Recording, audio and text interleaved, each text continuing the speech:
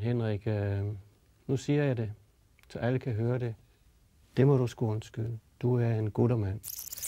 Der er nok en hel del, der sidder og tænker, det er Erling jo. Ham kender vi jo, den gode forfatter. Men hvad med ham, Henrik? Hvad skal han egentlig her?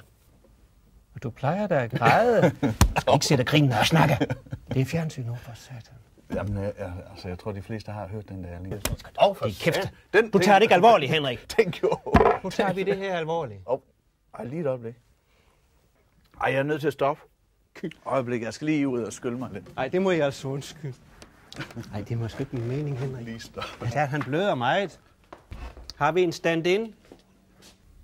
Det vil jeg gerne benytte lejligheden til at sige undskyld for.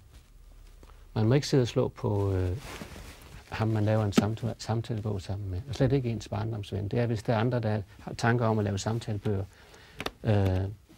Sidder ikke og slå på den. Pludselig går de, og så sidder man bare helt alene i et studie og ved ikke, om man skal stille op. Kom igen, Henrik. Tilgiv mig. Henrik!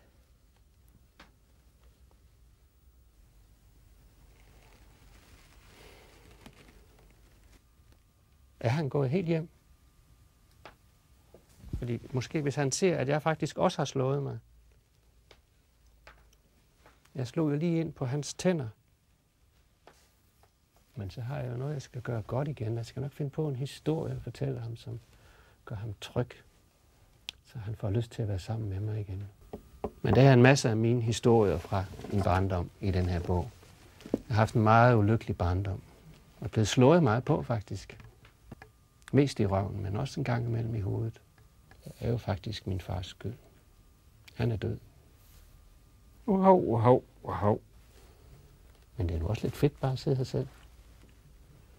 Det er faktisk lidt fedt. Endelig fik jeg da det her studie for mig selv. For satan, mand.